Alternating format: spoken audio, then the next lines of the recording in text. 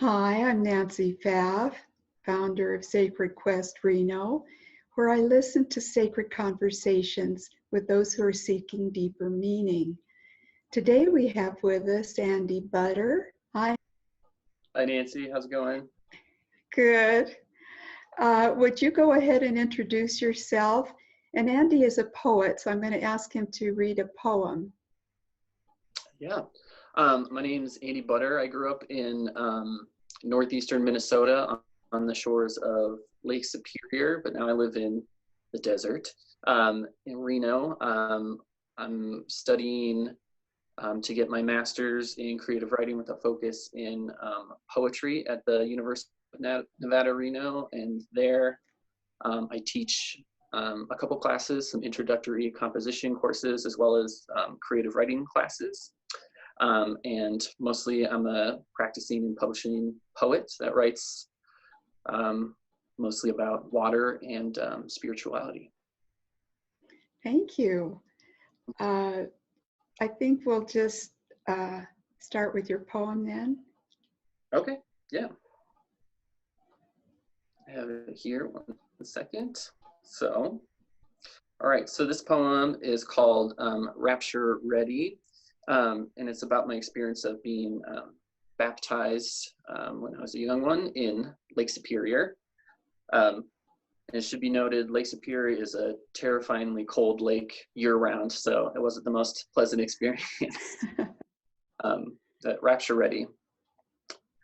The pastor lifted my head from the world's largest lake. Now baptized, I would be saved when the rapture's trumpets sounded and be plucked heavenward with the fresh water anointed from the dirty surface of earth. Just imagine God's love is this big, he said, as his palms pillared my back. Already we are adrift in it. Already our cells have made a home of this unending abundance, this drinkable horizon. We will be taken by God's love, but we don't know when. Though my small body had no sacrificial fat to keep me warm, I wanted to stay in the water. Shaking so hard, I bit my tongue and it bled. Some people have waited their whole lives at the threshold of this door, not knocking and not leaving, only waiting for an invitation in. This lake can take you as quick with its cold. You're swallowed by something so big, you've never seen its end. Thanks, Andy. That's so beautiful. Thanks. You know, is that based on a personal experience, or is that something you've imagined? Yeah, so often poems can be based in a real experience and have some kind of fictionalized or exaggerated elements to it, but that one is pretty straight from life. I can't remember my exact age. I must have been like 10 or so. Mm-hmm. And I was baptized in Lake Superior. So I grew up in Grand Marais, Minnesota, which is right on the shores of Lake Superior. I was part of the Evangelical Free Church at that time, but just me and the pastor and a couple other folks that were getting baptized trudged down to the lake, and I think it wasn't even summer. It was like late fall or something. It was around my birthday. It was like October, November or something. So yeah, so it was something that very much just happened, and the language from it, and the experience of being so cold that you're kind of like violently shaking too. That Yes. all happened. Yeah. Yeah, we have a great lake here called Lake Tahoe, and I learned to swim in Lake Tahoe, and I remember the shivers from the cold. Yeah, also a very cold lake. Exactly. I'm wondering if starting out in a church that is a very conservative evangelical church, if you stayed there, or how was your development with the church there? Yeah, so we moved to Grand Marais when I was about 5, and started going to that church kind of right when we got there, in large part because it was had a big home community. I think that often goes hand in hand with kind of like the evangelical Christianity, at least in my perspective. And so we went pretty regularly to that church until I was about 14. And then a couple things happened. I think my dad, who had a pretty complicated relationship with the church, decided to step away and not go. He's still a practicing Christian, but didn't want to attend services anymore. And also my two older brothers, my oldest brother, Ben, especially, always had kind of a rebellious flair and decided to, didn't want to go to church anymore. And as I would so often do, would follow whatever he was doing. So decided to, that I didn't want to be part of any church or any religion anymore. Starting about 14, that's when that happened. Yeah. So you didn't have much of a spiritual life until when? Yeah, there's probably a pretty big gap between 14 when I kind of swung hard the other way and didn't even kind of welcome any kind of spirituality or religion in my life until I went to college. Actually, I went to this very, very small environmental liberal arts college in northern Wisconsin, and there's this very wonderful man. His name's David Satry, and he's he is the local, I don't know the word for it, pastor, I guess, of the Unitarian Universalist congregation there, but he is also a professor. And there I took a handful of classes on different religions, most notably one on Islam, and being able to approach these different religions that I didn't feel like were mine from a more academic perspective, allowed me to kind of step closer to them, I think, in a way that I would otherwise not be willing to do. And then pretty quickly became not curious, I didn't dive headfirst into kind of the those practices of those different religions, but became open to the idea of even thinking about organized religion again, I think, at that point. Can you remember back then, in the class itself, in the classes you took on various religions, if you noticed anything within yourself responding to what was being taught? Maybe something spiritual happening, maybe kind of even subconsciously? Yeah, I think for me, that experience is very much tied to language and my my love for just words and language. And I remember specifically a moment, and I'm not going to know any of the correct terminology, but in Islam, there's anytime you evoke Allah's name, there's kind of a short saying that goes along with it. And I don't remember what it is, but it's like, anytime in any text that you mention Allah, then you'd say like, blessed may he be, or blah, blah, blah. So this whole kind of phrase, but one way that Arabic has the language deals with that is kind of combining all these different Arabic letters into one single glyph, or kind of one little letter that then is just offset. So that one single letter kind of represents this whole phrase that you then assume that you say anytime you invoke kind of Allah's name. And that for me was very, felt very profound, I guess, and special in the way that, I guess language's relationship to kind of the spiritual or the religious has, it almost had a kind of like a material manifestation of something that's very immaterial through language. Yes, that's profound, Andy. Thanks for that. How did you continue after that class? You at least hadn't put religion off to the side. You had opened to it. And so what was the next thing that came along that helped you?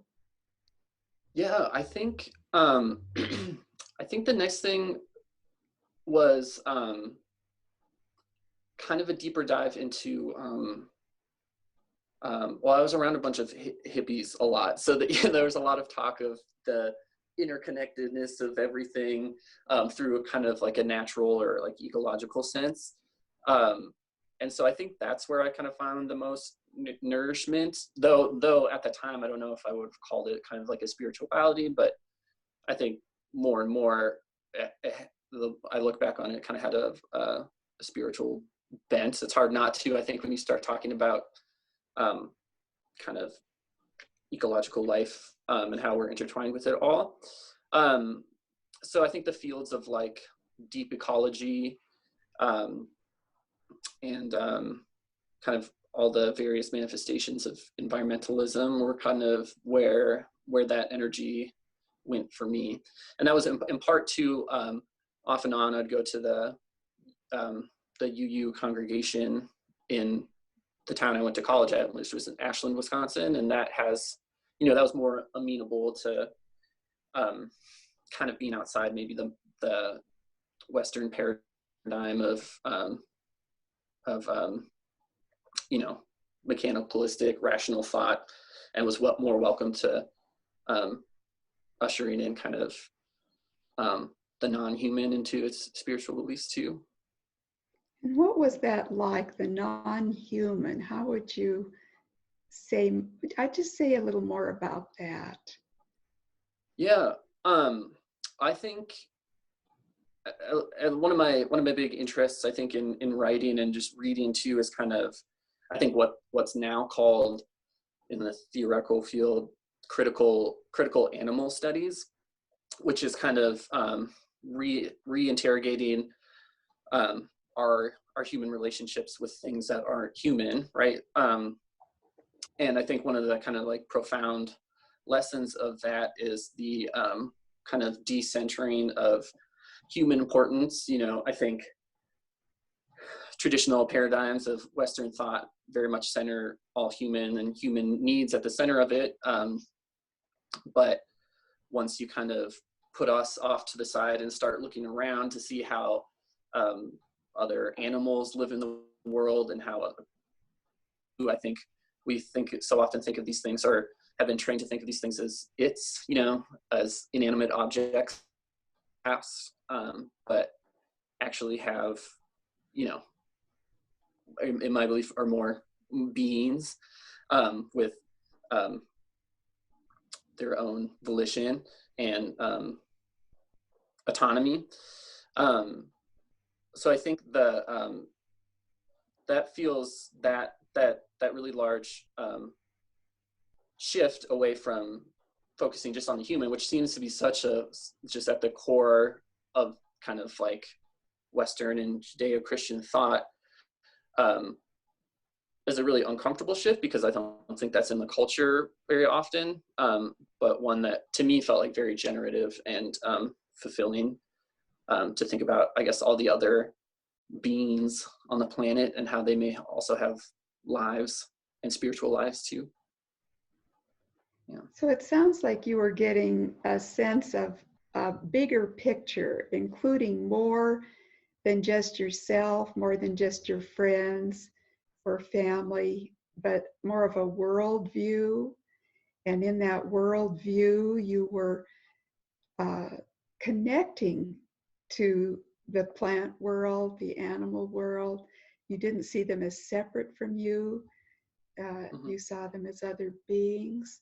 So it sounds like a whole field was building for you, a different perception.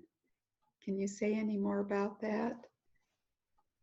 Yeah, I think, well, my first reaction is thinking about like how that felt to have that shift away, because it felt very disruptive in a lot of ways. And it felt similar to before college and right after high school. I had hitchhiked through from Minnesota down to Panama City, Panama, for about 4 months. And that was, I grew up in a very small town in northern Minnesota, didn't see a lot of the world before that, but that experience was one of the first interactions I had with the other cultures and other people. And that was, I think, one of the big gifts of traveling, is how you realize how small you are, and consequently how small perhaps your worldview may be, and all the beliefs that constitute it. So to be kind of like shaken out of that and see, all these millions and millions of that are living entirely different lives with entirely different beliefs, is very uncomfortable, I think, but could I stop you helpful. there for a minute? Uh, Yeah, I'd like to know more about this uncomfortableness. Can you yeah, describe it to us? yeah. Um, well, I guess lately I'm thinking in terms of like how beliefs might be like computer software or something, like how we're enculturated to believe a certain thing, but how that software, those beliefs dictate behavior and how you just interpret and move through the world. Um, and so I think once you start going against that software or get a peep into a different kind of life, it's disruptive, right, to your kind of like how you think how the world works. And the first times that you, I think, come across that are just very confusing and uncomfortable. And often I think, especially when you first start out, you may not have any guides to help you along, right? Like I don't think I had anyone holding me by the hand saying like, this is what it's going to feel like when your entire worldview dissolves, and here's how we're going to reconstitute it, or this is how you move through it gracefully, and this isn't a bad thing, right? Maybe it doesn't feel good, but it's a process you go through. And I think one, come to realize that you're continually going through if you're, staying curious and interested. um, but yeah, I guess that discomfort is, and moving through unknowingness, I think, is not something that we're trained to know how to do in this culture, but is one that is probably one of the more useful things to do. The unknowing, I like that. Yeah, Um, this disruptive period, how long would you say that went on?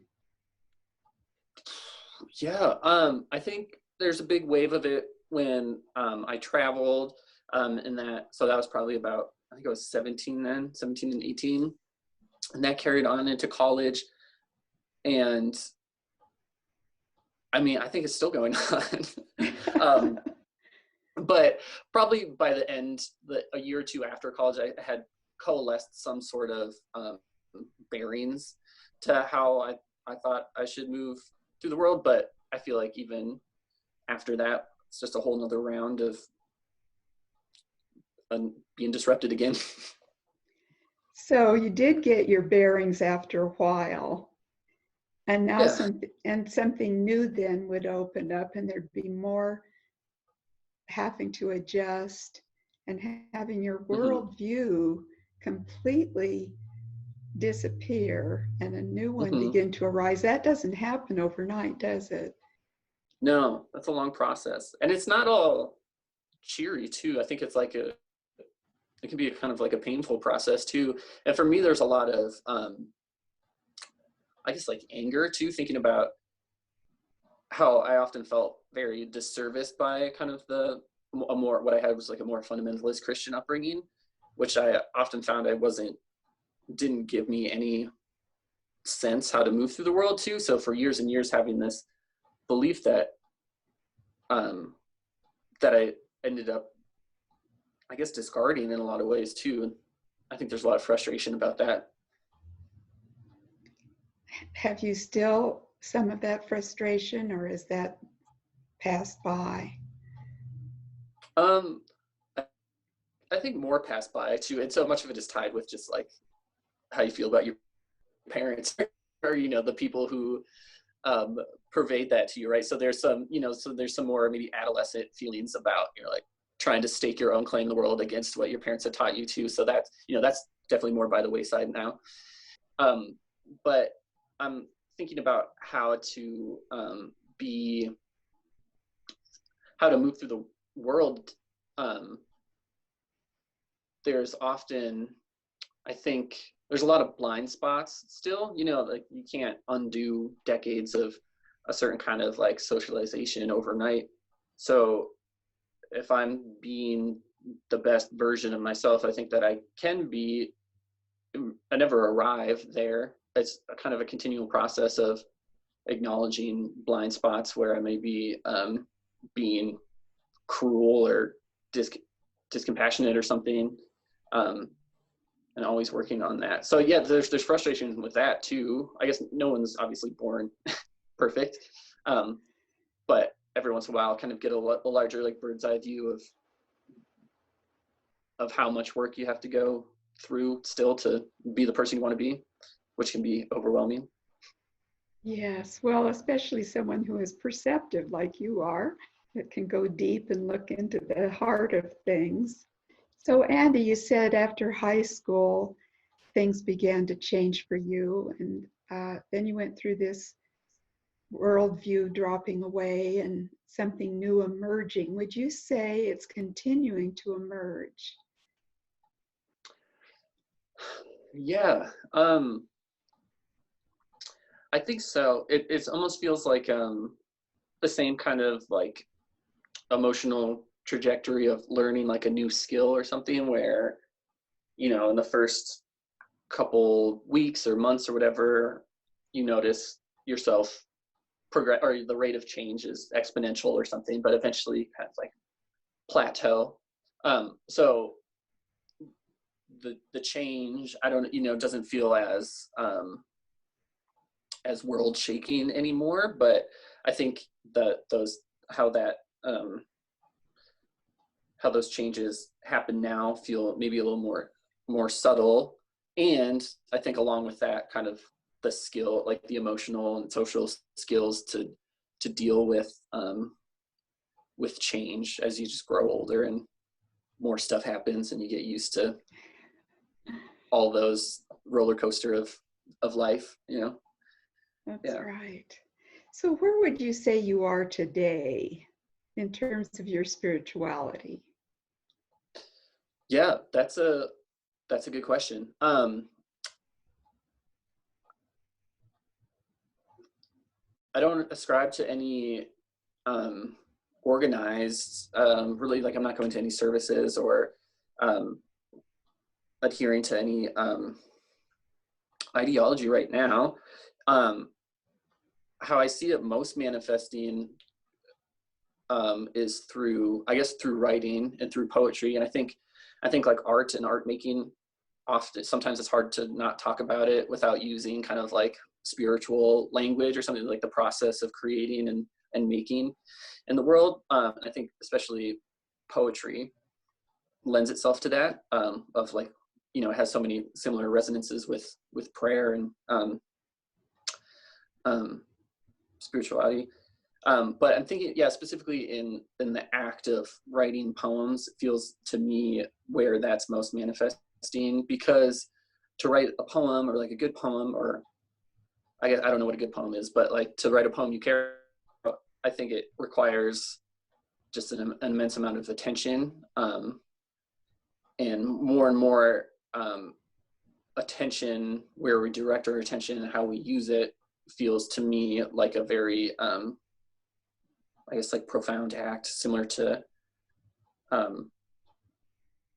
prayer, I guess, in some ways, you know, to really attend to the things that are happening externally, sure, but also internally, and sitting with that, you know, not having answers, but just being with that. Yeah.